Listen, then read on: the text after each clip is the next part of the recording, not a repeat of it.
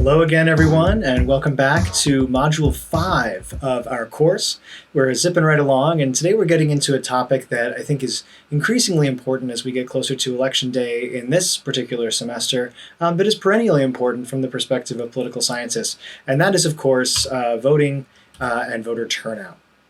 So today I want to think a little bit about some of the different approaches the literature has taken to this subject. And I also want to apologize if you hear any weird snoring or, sighing or whatever underneath the desk. My dog is like right here, and so he tends to make himself heard a little bit. I'm not sure why he decided to come down here with me today. Usually he stays upstairs while I'm recording, but he decided to be here, so maybe he'll make his presence known. Anyway, getting into these different explanations for voter turnout, I think the foundational literature, and one of the reasons why I assigned this Verba Brady Schlossman book chapter is that it kind of gets into some of that, or what are known as resource-based explanations. And I have here on the slide that this kind of literature is what we might call a classic example of over-prediction.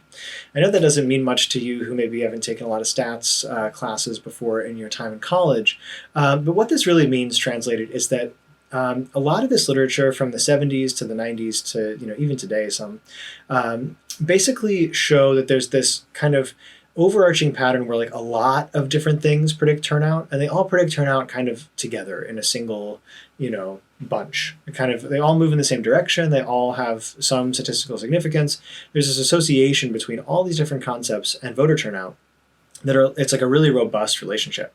And so we can see that like age is highly correlated with voter turnout. Surprise, surprise, right? Like the older you get, the more likely you are to turn out.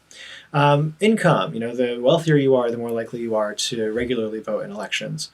Formal education, if you've got more years of education relative to fewer, then you're more likely to vote, right? If you have political knowledge, you're more likely to vote. So if we ask you to name, which party controls the House of Representatives and can you name like 3 Supreme Court justices or something? If you get those right, then surely you're going to vote more. And so altogether, I think the combination of all of these different predictors kind of all bundle together in what we might call the SES explanation, which is the idea that all these things run together, right? If you think about it, if you're really careful in thinking about this relationship, are age and income correlated?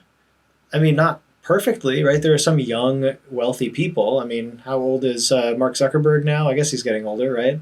Elon Musk can't be that old, right? We don't have a pure linear relationship between age and income, but in the aggregate, on average, yes, absolutely, the baby boomer generation has way more wealth than does the millennial or the Gen Z generation, partially because they've been in the workforce longer, but also just because that's kind of the way that wealth distributions work in societies. Is age correlated with formal education? Well, almost by default, right? If you're younger, you almost by default have less formal education because you haven't lived enough time to be able to accumulate it, right?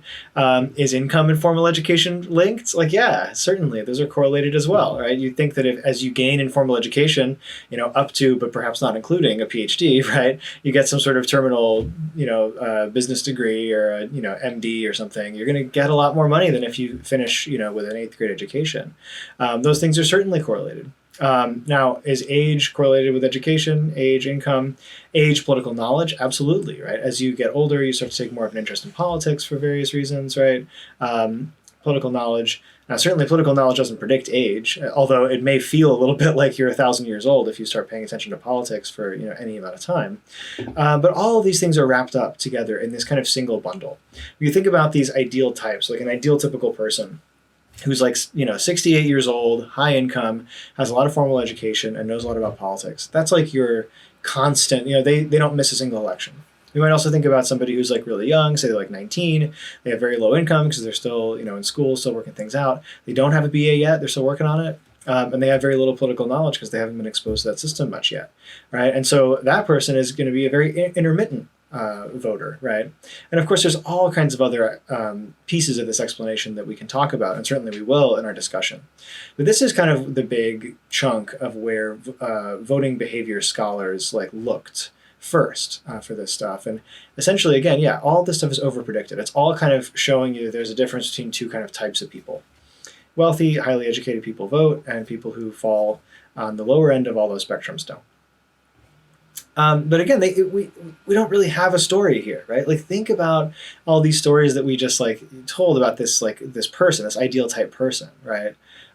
This person, I guess the question is why are they voting so much? Like why does higher income make you more likely to vote? I mean, think about that for a second, right? Really, like really, you can even pause the slide and just think about that. Why would income alone have this effect? I mean, I suppose we could think about the idea that a high income means that you have like more, skin in the game per se, right? You've got a more vested interest in making sure that politicians that you like win, whereas if you don't, then maybe you don't care as much or something, which on the face of it, like that kind of explanation to me, it sounds ludicrous. Like it doesn't make any sense, right? Some of these things are simply just like demographic patterns in the electorate. But I think at the end of the day, what they fall into, fall into in terms of like the most plausible explanations for why we have this SES stratification, one is access. Okay, so again, like going back to that possibility that higher income people just have more motivation to vote or something, that doesn't make any sense to me, really. The access story makes a lot more sense, right? Where if you're working two jobs and neither of your bosses will let you take work off on election day, and you stand to lose your job on that day on the spot, that might be a much stronger deterrent to you being able to vote during voting hours than if you were somebody who worked like a cushy white collar job and they said, okay, yes, of course, we have a norm in our office that everybody goes to vote, right? So our income, which is of course determined by much else in our social milieu, right, could also be determinative. That's maybe like this access argument in general. Think about age too, right? College students, in many cases are having a really hard time to vote. Many college students are asking me whether they can vote, based on their dorm addresses at UMBC, they can get registered there, whether they have to vote, go back to wherever they came from to vote. They can, do absentee. Obviously this year is a little different, but one of the perennial questions college students always have is like, where do I vote, right? I mean, that is a huge thing. If you're more established in a community, say you've lived in a neighborhood for a decade, of course you know where your polling place is. You've walked by there 100 times. Whereas if you're living in an apartment and you've been in this area for 2 months, it might not be apparent to you, and you may need to re-register or change your address, your voting address. All these things, right? I think fall into this access camp. The other one, which kind of we were hinting at, is this idea of social motivation. The idea that people who are at this higher end of the SES spectrum, part of this is that they are feeling a lot of pressure to vote for whatever reason. And now again, I don't think that it makes sense that people who are on the lower end of the SES spectrum aren't feeling an intrinsic motivation to vote for candidates. It may be that this is a slightly different process. And in just a moment, I'll talk about the possibility that individuals that are living at a high SES level are probably, it's more about your peers, right? And it's about your peers' social pressure or peer pressure more so than it is intrinsic pressure, an intrinsic belief that your vote matters or something. I think that's going to be a big difference in these explanations. But contrasting the access and the social motivation kind of stories, we have Verba, Brady, and Schlossman, the VBS. And really, they take what I think is a very different approach here, where they argue that SES is all about sort of granting you the ability to acquire the skills necessary to engage in all different forms of political participation. So not just voting, but writing letters to your representatives, calling members of Congress, doing some of like the higher order kinds of political behaviors. And so their argument essentially is that, again, if you have high SES, then you've probably been put in scenarios in your life where you've obtained these skills. You've learned them because it's a matter of course in the kinds of things that you do on a daily basis as a high SES person. Whereas as a low SES person, you might not have occasion most of the time to need those skills for anything other than the world of politics, and so you don't train in them, you don't practice them. So basically, you get these skill points, I guess, right? These sort of experience points that come from other kinds of activities in your life, and when you do those things enough, then they can map onto the world of politics. And so I guess my central question to you all, and one thing that I'm sure we'll talk about in our discussion, is whether you buy this, whether this makes sense to you, that these kind of skills can be gained elsewhere and then mapped to the world of politics. So here's a very stretched little screen grab of one of VBS's famous graphics. You can see they've got this like scale that they've constructed of like civic skills practiced. And so like at the highest level, it means you're practicing all kinds of civic skills, like you're learning how to like express yourself politically, write letters, do the stuff that you need to be able to do this higher order set of voter, voting and political behaviors. And you can see here that like they've found through surveys that on the job, right, among workers, right, if your family income is very high, you're going to have workplaces where civic skills are like a piece of the pie, right? So you're constantly having to express yourself in writing. You're constantly having to like argue your case, like in front of a group of people. You're constantly having to like, stake a claim. You're having to analyze evidence, like doing all the critical thinking stuff that, for example, maybe college also provides, right? Race or ethnicity, they're saying that there's among workers in terms of where these people work, essentially. This is really kind of an old school thing, right? Anglo whites here, whatever that means, right, have like on average 2.13 kind of like civic skill level in terms of their jobs vis-a-vis these other groups, because of course there might be differences in terms of the median member of each group and which kinds of jobs that they hold at that time. Keep in mind this is in like the early 90s. And then men, interestingly, I guess partially because of the fact that women and men in the 90s were holding quite different employment sectors generally, men are being exposed to jobs where they're getting more civic skill exposure on an average basis. Interestingly, though, there's a couple of other places besides the job where you can get some civic skills. And one is non-political organizations. So basically these civil society organizations like scouting, like, I think of like any number of things, bowling leagues, right? Anyone who's read any Robert Putnam stuff, like the famous book Bowling Alone, might think about this idea that you gain these civic skills in these non-political organizations. But again, right, I guess going to the country club, you have to, do these civic skills things more often than if you're going to the bowling league or something. So would argue this graphic. Similarly, your non-political organizations, you're using more civic skills slightly if you're a man, or, again, a number of different breakdowns here. But then importantly, there's also churches, and especially would argue Verba, Brady, and Schlossman, like Protestant churches are going to be important in helping to foster these civic skills. And interestingly, it's not as stratified here, right? So it's like, across the board, maybe Latinos have a slightly lower density of civic skills gained in church, but African Americans actually are sort of the leading category here among race and ethnicity in terms of church-based civic skills and stuff. So the idea being that a lot of the time you're getting your skills, the skills that map onto your ability to figure out politics from your job, and whatever job you're holding. If you've got this high income job, you're doing this stuff on a daily, weekly, monthly basis that makes you think about and learn about and be able to harness the power of politics. But of course, that's not the only place where you can get that. And especially in church, they would argue, is another place. Which really, if you think back to like older kinds of explanations, like I think this resonates really strongly with some of the observations of like the civil rights movement, for example, saying that like the Black church was instrumental in helping to like organize and mobilize, large groups of individuals. And what they're essentially saying here is that part of that story still holds up, at least in the 1990s. And again, here we see again, they've got these, I don't need to belabor this point, but the idea again being that church skills and job skills, right? Blacks in both high status and low status jobs are able to use church skills, right? Like 50% of them are getting, 45% are getting the ability to, do some kind of political presentation or to plan some kind of political meeting, right? The kinds of skills that they would argue matter for becoming more politically active in your life. However, this sort of like equivalency doesn't endure among whites. You can see that the church skills is much lower for the low status whites versus the high status whites. So again, it's a very interesting kind of thing, taking on this idea that civil society organizations, including but not limited to churches, also teach civic skills. So it's an interesting piece. I really want, with all of these pieces, I really want to use these as springboards to get our gears turning, right? Because I think that the turnout explanation, there's no single explanation. And this is one book that a lot of people have read, a lot of people have had thoughts about, and I really want to know yours as well. Maybe you disagree fundamentally with this observation. Maybe you've got a different theory as to why these patterns play out in their data.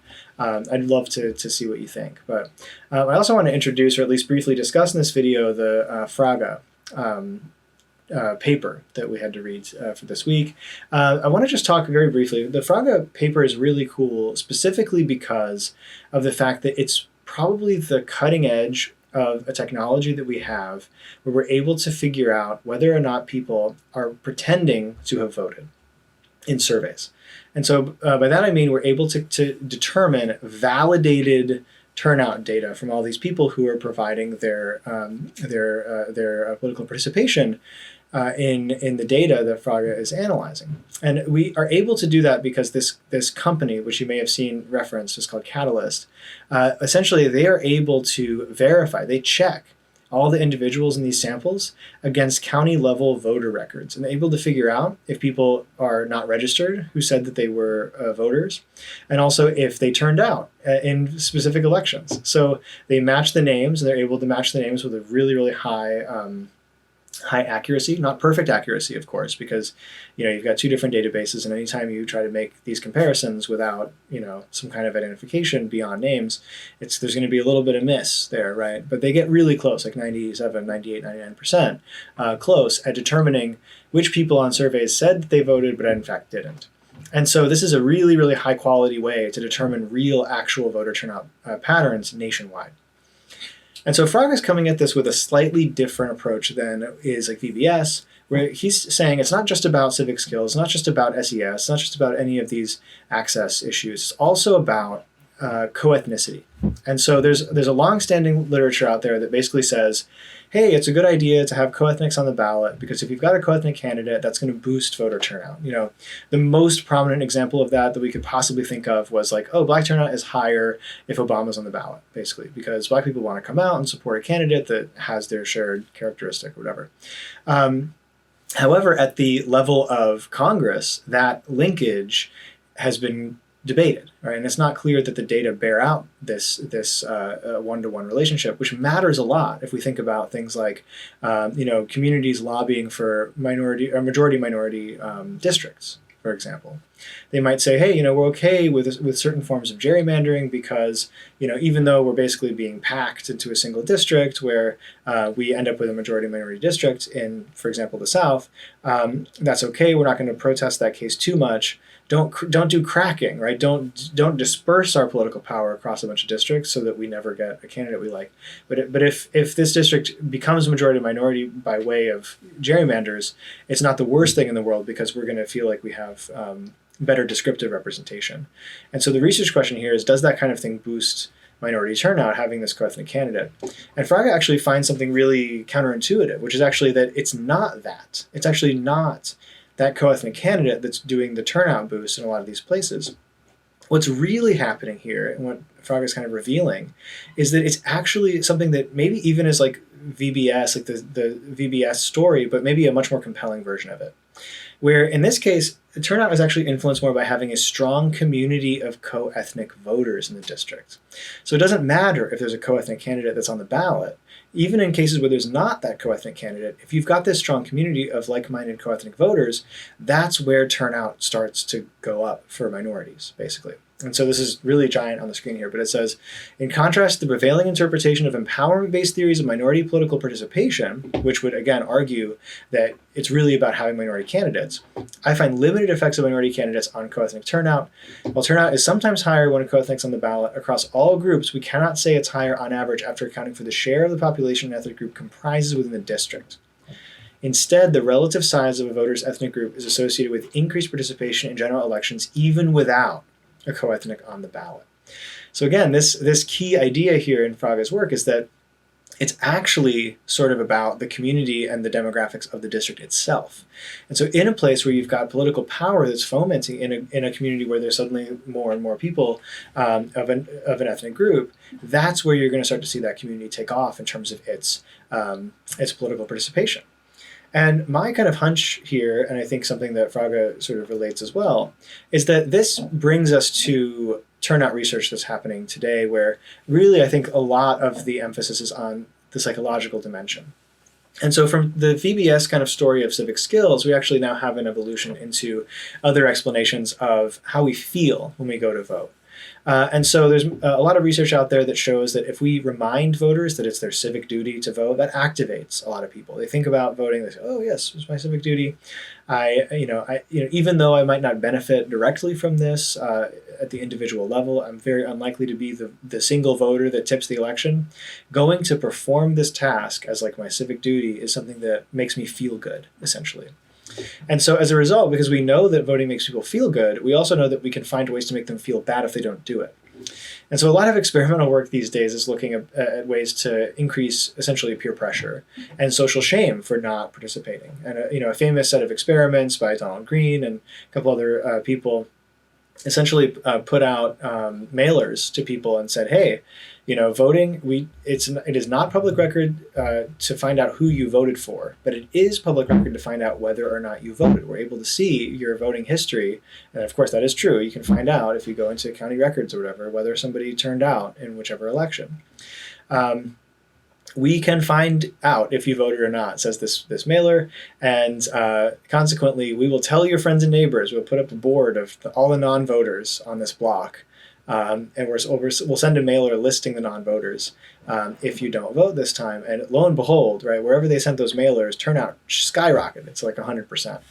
And so, that experiment is kind of a cheeky way to see that this thing happens in action. But again, I think this actually connects really well to some of the results that Fraga is finding here, which is that, in these places where those communities start to grow and develop, and you start to have, a larger base, essentially, of co-ethnics who are able to spend time with each other and able to, feel a sense of community empowerment, that's where we see turnout take off, partially because you're not so atomized. You have a community where you're feeling like we have a common political goal. And so you start to see people, again, applying that peer pressure and applying that social dimension of like, hey, we all need to go out and vote. We have the ability to change outcomes. Let's go do it. Whereas in a situation where maybe co-ethnics are very, very few, very far between, you don't have that sense of community as much, and you're not going to be able to get out there and have that sense of shared sort of peer pressure towards the voting task. So, I even think, co-ethnicity is one way that we could slice this, but I also think about like college students, right? I know many of you are getting inundated right now with like get out the vote kind of communications. And, it's no wonder maybe that a lot of people start to develop those lifelong sort of turnout behaviors in college when they start to get exposed to this stuff, where you're around a large group of like-minded, individuals who care very much about political issues and are pressuring you to participate. This might be one of the reasons why there's an enduring gap, essentially, between college-educated people voting more than non-college-educated people. Again, maybe this kind of social pressure is both a mechanism driving some of Fraga's results and also some of these other foundational SES-based explanations. So with that having been said, I am really excited to hear some of your thoughts on this literature, to talk a little bit about your views on these kind of conflicting models of turnout. And I, again, also really am looking forward to reading your initial impressions of the 2020 election on the basis of your forecasting models. So have a wonderful week, and I very much look forward to our discussion on Wednesday.